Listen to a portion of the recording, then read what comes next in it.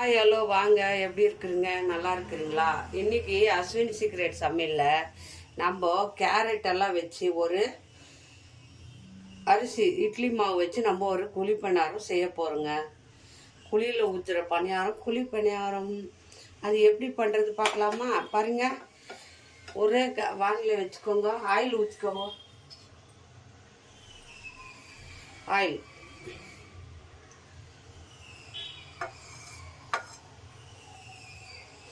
Oil ஊற்றிட்டு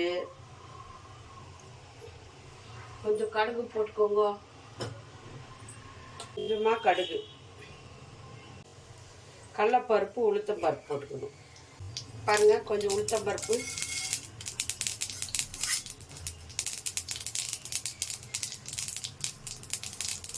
கொஞ்சம் கடலைப்பருப்பு, கடலைப்பருப்பு உளுத்தம்பருப்பு போட்டுக்கோங்க கொஞ்சமாக. ரொம்ப டேஸ்டியாக இருக்கும். இது எப்படி பண்ணுறது மட்டும் பாருங்கள். குழந்தைங்களுக்கு ஹெல்த்தியாக இருக்கும். குழந்தைங்க காய் சாப்பிட மாட்டாங்க. காய் சாப்பிடாத பிள்ளைங்களுக்கு நம்ம இன்றைக்கி கேரட் போட போகிறோம். பாருங்கள், வெங்காயம் ஒரு பிடி போட்டுக்கோங்க. கொத்தமல்லி, கருவேப்பிலை, வெங்காயம், கருவேப்பிலை, கொத்தமல்லி போட்டு நல்லா வதக்கிடுங்க. நல்லா இது கூட 2 காஞ்ச மிளகா போட்டுக்கோங்க. காஞ்ச மிளகா போடுற பாருங்க. பச்சை மிளகா இருந்தால் பச்சை மிளகா போட்டுக்கோங்க. காஞ்ச மிளகா போட்டுக்கிறேன், நல்லாயிருக்கும் டேஸ்ட்டு. நல்லா வதக்கிடுங்க. ரொம்ப வதக்க வேணாம், கொஞ்சம் வதங்கினா போதும். பச்சை வாசனை போடுறதுக்காக வதக்கிக்கிறது இது. பாருங்கள், நான் தேங்காய் திருவி வச்சுக்கிறேன். தேங்காய் பாருங்கள், தேங்காவை திருவி வச்சுக்கிறேன். நல்லா டேஸ்டியாக இருக்கும். தேங்காய் போட்டுக்கோங்க. பாருங்கள், ஒரு கேரட் எடுத்து நான் நல்லா திருவி வச்சுக்கிறேன். பாருங்கள், இதையும் போட்டு வதக்கணும். இதை ஃபஸ்ட்டு தேங்காய் வதக்கிடுங்க. தேங்காய் வதக்கணுங்கன்னா கொஞ்சம் நல்லா தேங்காய் வதங்கி வரும். நல்லாயிருக்கும் டேஸ்ட்டு சாப்பிட்றதுக்கு. பசங்க கேரட் எல்லாம் சாப்பிட மாட்டாங்க. அதுக்கு நீங்கள் இந்த மாதிரி பணியாரத்தில் ஒரு கேரட்டை நல்லா திருவி போட்டு நம்ம இதில் வதக்கிக்கலாம். இந்த கேரட்டு வதங்கி வரணும். நல்லா இந்த பச்சை வாசனை போகிறதுக்காக வதக்கிக்கலாம். கேரட் போட்டிங்கன்னா குழந்தைங்கள்லாம் விரும்பி சாப்பிடுவாங்க. இந்த மாதிரி ஒரு வாட்டி செஞ்சு கொடுங்க. எல்லார் வீட்லேயும் இட்லி மாவு இருக்கும். டக்குன்னு மாவு இருந்தால் சாயங்காலம் ஸ்நாக்ஸாக இந்த பணியாரம் போட்டு கொடுத்துருங்க. ரொம்ப நல்லாயிருக்கும் டேஸ்டியாக. பாருங்கள், நான் வதக்கிட்டேன். நல்லா போதும். பாருங்கள், இட்லி மாவு எடுத்துருக்குறேன். இட்லி மாவு தரேன், கொஞ்சமாக எடுத்துக்கோங்க, ஜாஸ்தி வேண்டாம். கொஞ்சமாக்கு தான் செஞ்சுக்கிறோம். நல்லா கலக்கிடுங்க. கட்டிகள் இல்லாத உப்பு போட்டுக்கோங்க. எவ்வளோ உப்பு வேணுமோ அவ்வளோ போட்டுக்கோங்க. கட்டிகள் இல்லாமல் நல்ல மாவை பாருங்கள். இட்லி மாவுலேயே செஞ்சுக்கலாம். அதுக்குன்னு தனியாக அரிசி ஊற வச்சு நம்ம பணியாரம் சுட வேண்டாம். நம்ம இட்லி மாவு, தோசை மாவு இருக்குது இல்லைங்களா வீட்டில், சிம்பிளாக அந்த மாவுலேயே நம்ம புளி பணியாரம் சுடலாம். செம்ம டேஸ்ட்டாக வரும்.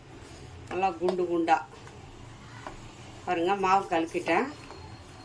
இப்போ நம்ம அதை வதக்கி வச்சதெல்லாம் அது நம்ம வதக்கணும் இல்லையா? கேரட்டு, வெங்காயம் எல்லாத்தையும் இதில் போட்டு நல்லா கெட்டி இருக்கக்கூடாது. கொஞ்சம் மீடியமாக தண்ணி இருக்கணும்.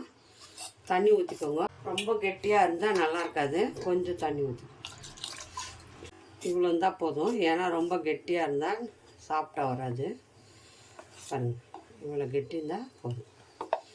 இந்த மாதிரி கலக்கிக்குவோம்.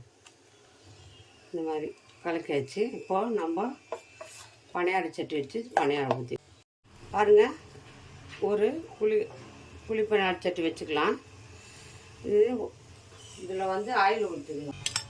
எல்லாத்துலேயும் ஆயில் ஊற்றிக்கோங்க.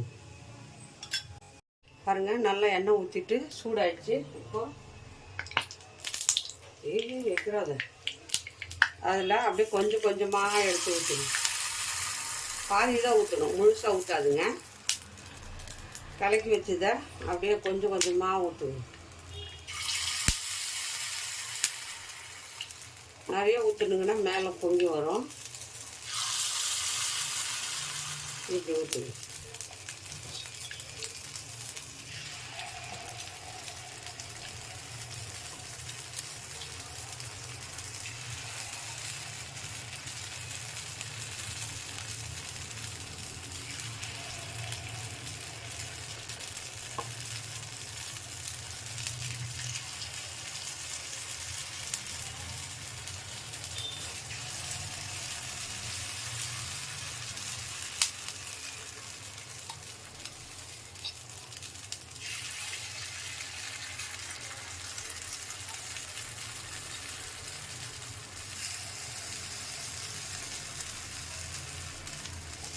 எல்லா கூலிலையும் ஊற்றிடுங்க.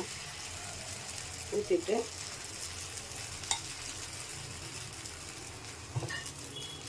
லைட்டாக சுற்றி கொஞ்சம் ஆயில் ஊற்றிக்கோங்க. கொஞ்சம் மேலே ஆயில் விட்டு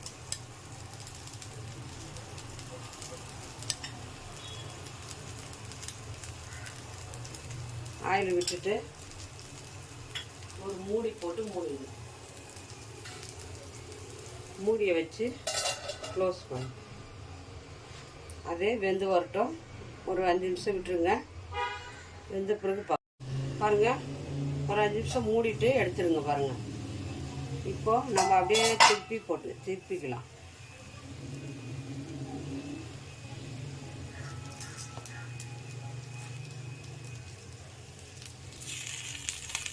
சூப்பராக வந்து பாருங்கள்.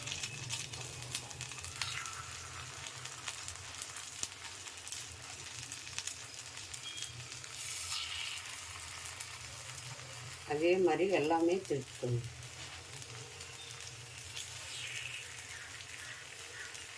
நல்லா திருப்பி போட்டு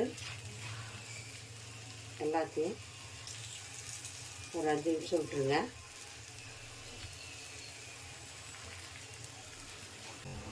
பாருங்கள், இதெல்லாம் பாருங்கள், நல்லா வெந்து போச்சு.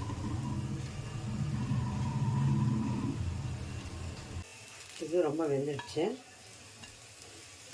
பாருங்கள், என்ன சூப்பராக வந்துருக்கு.